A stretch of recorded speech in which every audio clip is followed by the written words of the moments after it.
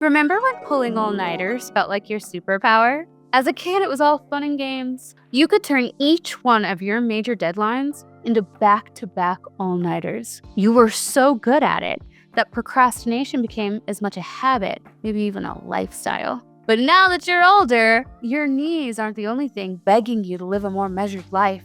Gone are the days of pounding monsters and adrenaline to eke out a paper 30 minutes before it's due. As adults, the last-minute scrambles start to come at a cost. Our nervous systems, our focus, and even our success. Today, we're talking about why those last-minute habits stick around and how to finally break free from them. Hey everyone, welcome back to the channel where we turn ADHD into your entrepreneurial edge. I'm Mina Raver, and today we're going to dive into a topic that's often very misunderstood. Why people with ADHD tend to wait to the last minute to get things done. In the last video, we covered some simple but effective strategies to break out of procrastination and initiate tasks on cue, or close to on cue.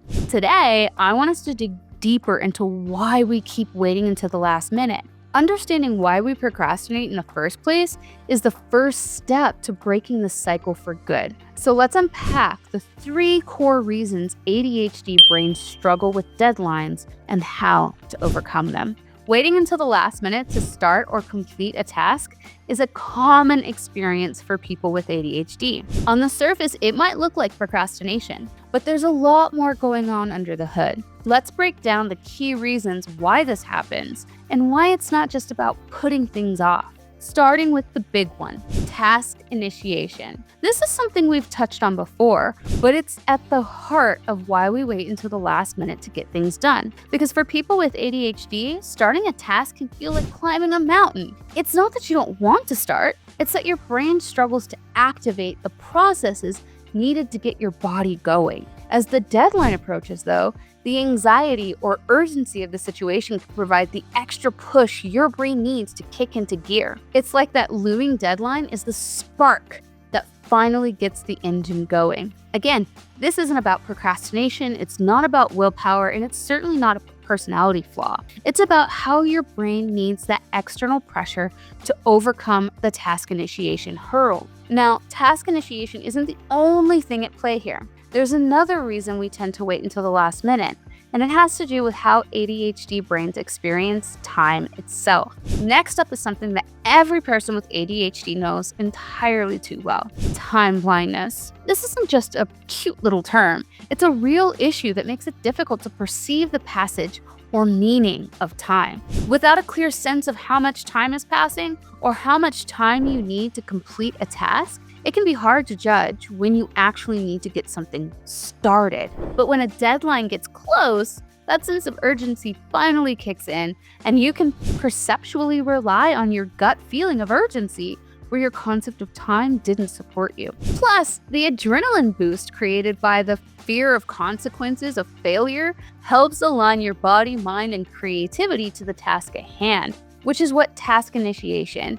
which as we discussed earlier, is really all about. With ADHD, this urgency acts as a kind of adrenaline boost, helping to cut through the distractions and zero in on the task at hand. This isn't procrastination. Procrastination takes will. Instead, it's a different way of processing time and motivation. Your brain is responding to the pressure in a way that helps you get the job done, even if it's the last minute. But even with a looming deadline, there's something else that makes it hard to start early: perfectionism. The final reason, and one that's less talked about, is perfectionism and the fear of failure. A lot of people don't associate perfectionism with ADHD, but it's a major factor in last-minute work, and it takes a toll on our access to success and mental well-being. When you're faced with a task, the fear of not doing it perfectly can be so overwhelming that you avoid starting at all. But when the deadline is near, you don't have time to second guess yourself.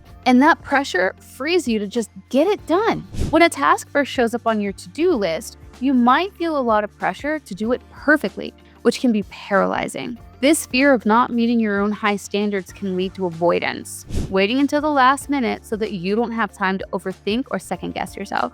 When you're up against that tight deadline, though, there's simply no time for perfectionism. The focus shifts from doing it perfectly to just getting it done, which can actually be very liberating. This last-minute push allows you to bypass the fear and get the task completed, even if it's not perfect. The behavior is not procrastination in the traditional sense.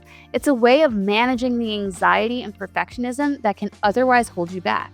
So, what can you do if you find yourself always waiting until the last minute? First, it's important to understand that this behavior isn't about laziness or lack of discipline. It's about your brain processing time, pressure, and motivation. You can start by creating artificial deadlines for yourself, breaking larger tasks into smaller pieces and setting a deadline for each part. This can help you create a sense of urgency earlier in the process, so you're not scrambling at the last minute. It can also help you start to build a more robust sense of the time things actually take and the sensation of time passing that can improve your decision-making and scheduling in the future. Even better, you can try scheduling by start times, ensuring that you actually start a task by a certain time so you're more likely to get it done before the deadline. You can also experiment with strategies like the 5-minute activation technique, the big build, which we talked about in the last video, or using compounded external triggers to help with task initiation. And remember,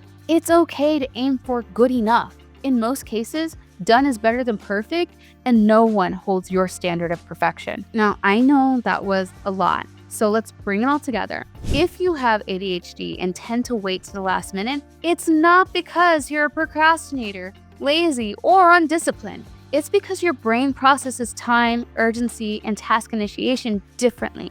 When you understand these patterns, you can start to work with your brain instead of fighting against it. And that's how you'll not only break the last-minute habit, but also take control of your productivity on your terms without the guilt or frustration that often comes with the procrastinator label. And please, don't underestimate the power of self-kindness in this process. If this video gave you a new way to look at your last-minute habits, please give it a thumbs up so others can find it too. And don't forget to subscribe for more strategies on how to turn your ADHD into your entrepreneurial edge. Remember that breaking the last-minute habit is not laziness, and it's not just about deadlines. It's about understanding your brain and using that knowledge to take control of your productivity, control of your success, and control of your future. I'm Mina. Thanks so much for watching. I'll see you next week. Thanks for joining us on Productive with ADHD. Be sure to subscribe so you don't miss another episode. And please click that thumbs up button below. We'd really appreciate it. And if you're ready to take your productivity to the next level with tools designed just for you, a high-achieving professional with ADHD, then download the Better CEO app available on both Apple and Android. You'll find those links at betterceo.app and in the show notes. See you next time with more insights and strategies to help you make ADHD your unfair advantage.